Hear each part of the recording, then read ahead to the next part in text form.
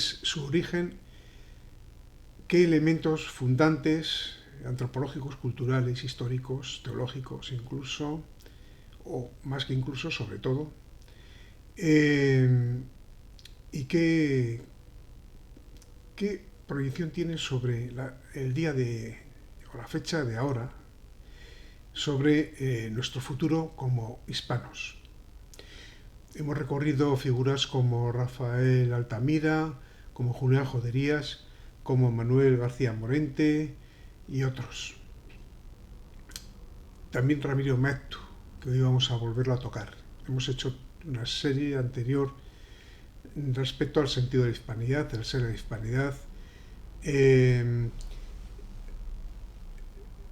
defensa de la hispanidad,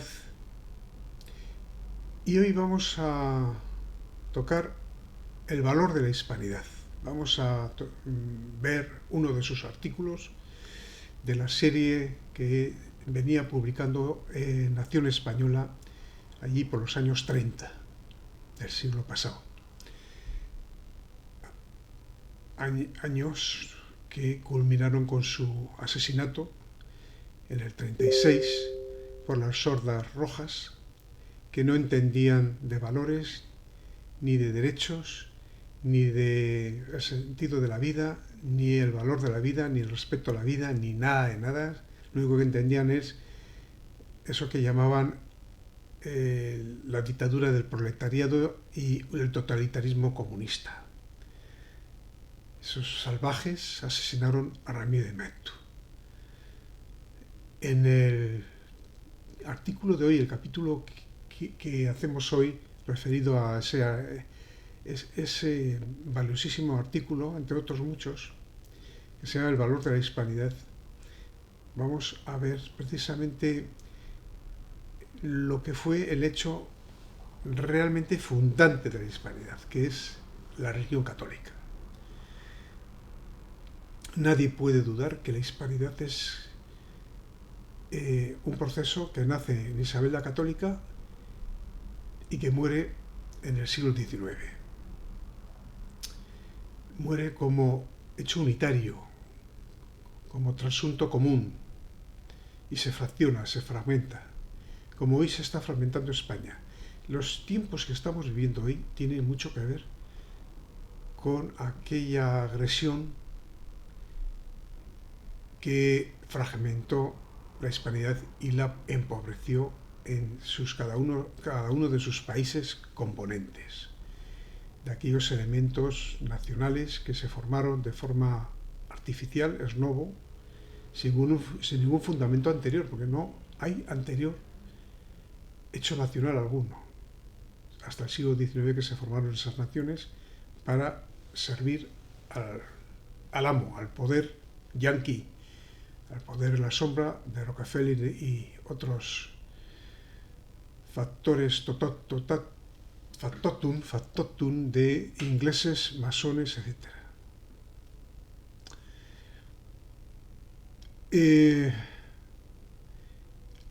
La raíz cristiana de la hispanidad es indiscutible, y el hecho ecuménico, católico, universalista, por tanto, y la evangelización y la humanización de la conquista de las Américas,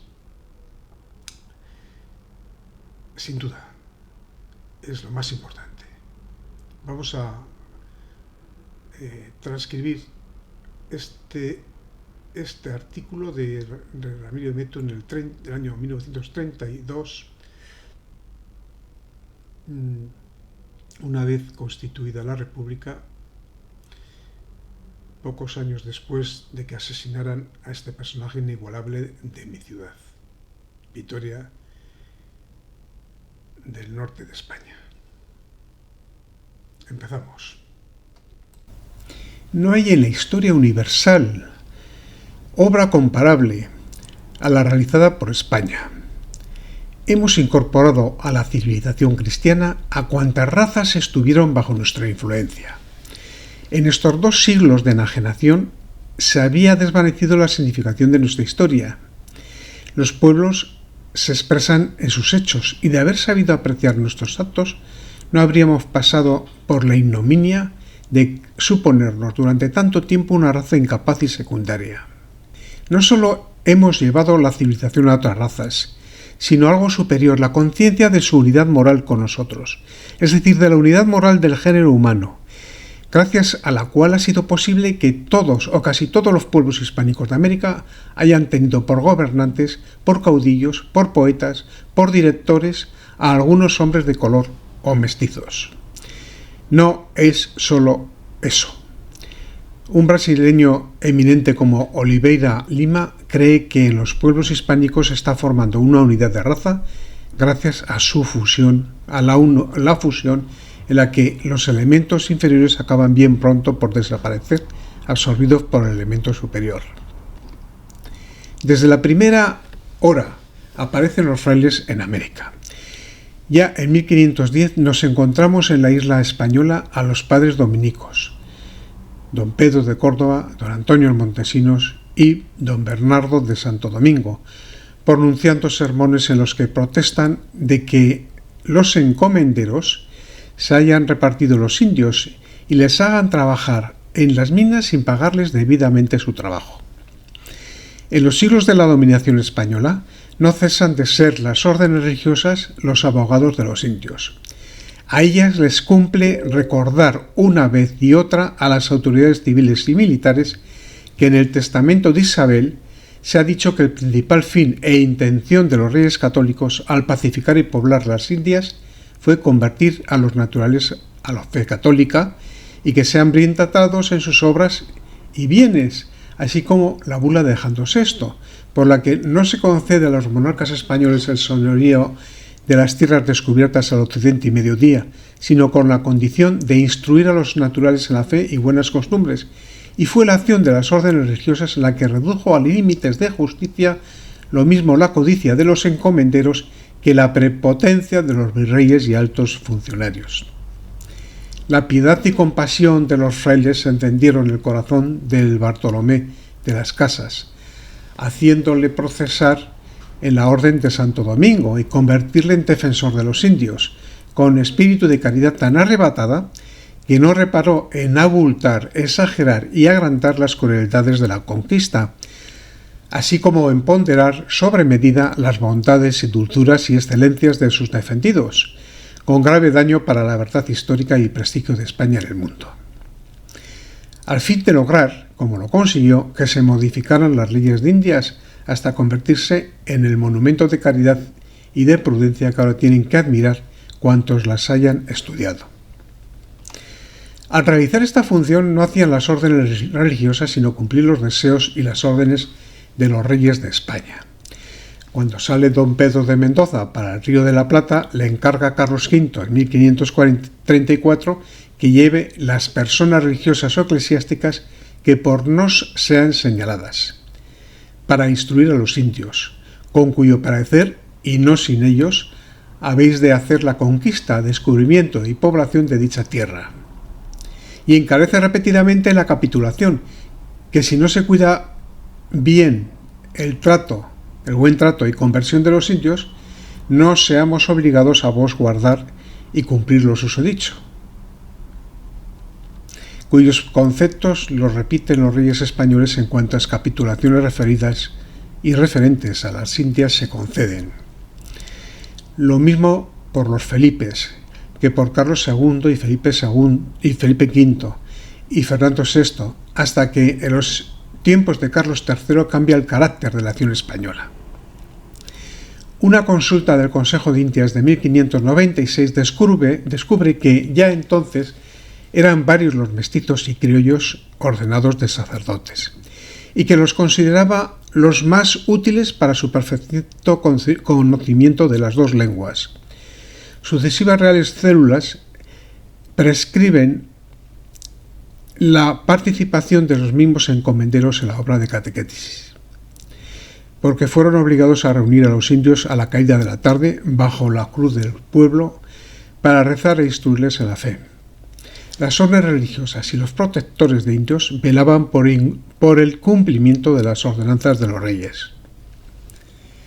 La eficacia de la acción civilizadora de España dependía de la perfecta compenetración de los poderes espiritual y temporal.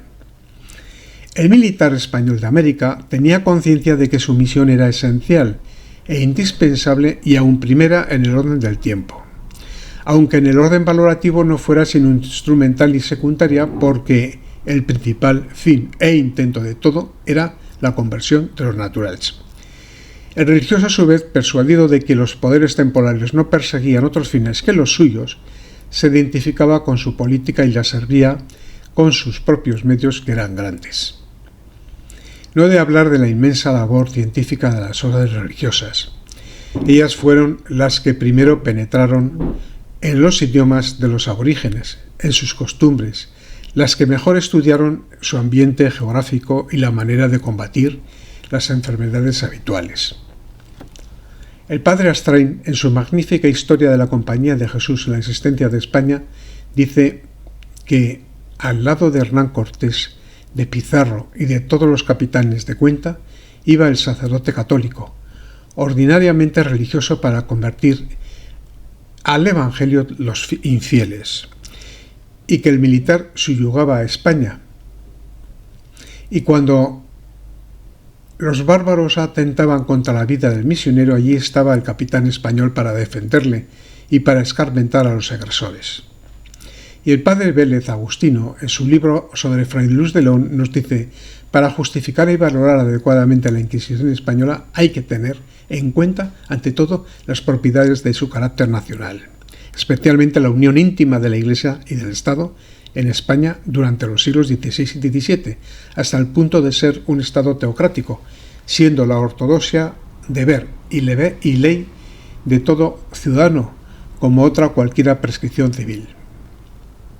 Pues este Estado teocrático fue el que consiguió incorporar las razas de color a la propia civilización cristiana. Ningún otro pueblo lo ha logrado, ni Inglaterra con sus hindús, ni Francia con sus bereberes, ni Holanda con sus malayos, ni los Estados Unidos con sus aborígenes y negros, como no sea para confinarlos en reservados o en un estatus de inferioridad. Y es que en los demás pueblos colonizadores no se ha producido la misma compenetración que entre nosotros de los poderes espiritual y temporal, por la falta de un ideal común. Pero si el género humano ha de llegar a constituir una sola familia, como estamos en la obligación de procurar, será preciso que en este ideal vuelvan a compenetrarse los poderes espiritual y temporal de los estados, y que los países del norte se curen de vanidades raciales para contribuir a que las multitudes asiáticas se rediman de la adyección de su miseria y todos los pueblos gobernantes se unan en un propósito católico de universal mejoramiento. El ejemplo clásico de España no ha de considerarse como agua pasada, sino como guía e inspiración del porvenir.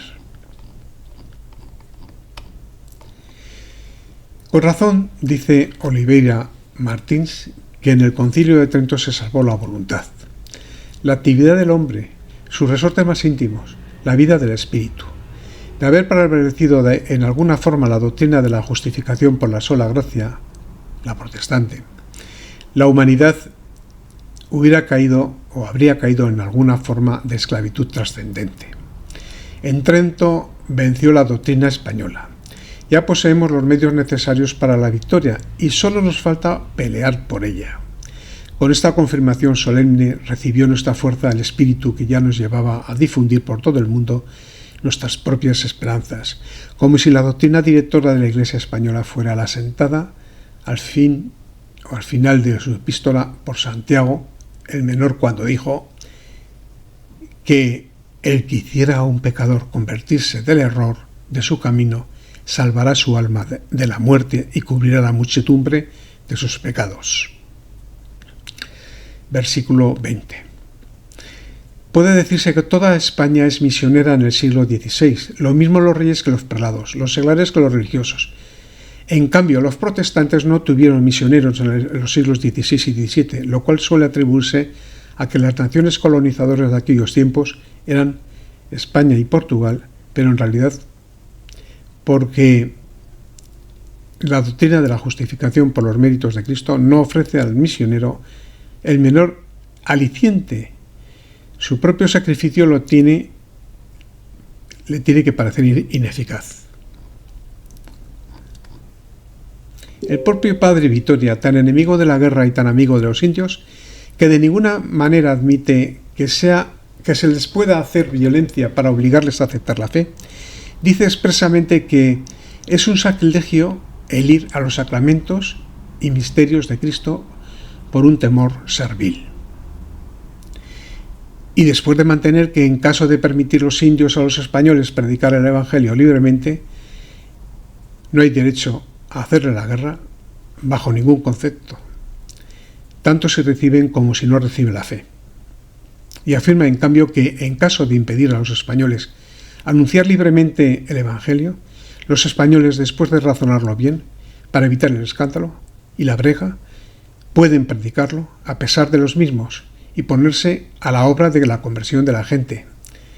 Y si para esta obra es indispensable comenzar a aceptar la guerra, podrán hacerla en lo que sea necesario para la oportunidad y seguridad en la predicación del Evangelio. La misma guerra era legitimada cuando no había otro medio de abrir camino a la verdad. Por eso puede decirse que toda España fue misión en sus dos grandes siglos, hasta con prejuicio del propio perfeccionamiento. Este descuido indudable fue nocivo. ¿Acaso hubiera convenido dedicar, por una parte de nuestra gran energía misionera a preparar por nuestro perfeccionamiento inferior las defensas que nos hubieran protegido contra la fascinación que en siglos posteriores ejercieron sobre nosotros las civilizaciones extranjeras? Pero cada día tiene y requiere y quiere su faena. Era el tiempo en que se había hecho la unidad física del mundo gracias a los descubrimientos hispano-portugueses de las rutas marítimas de Oriente y Occidente y a la hazaña de Elcano con el primera circunnavegación. En Trento se lleva nuestro espíritu la unidad moral de los hombres. Todos los hombres podían salvarse. No era la hora de pensar en uno mismo. Había que llevar la buena nueva en lo posible a otros rincones y a todos los rincones de la tierra.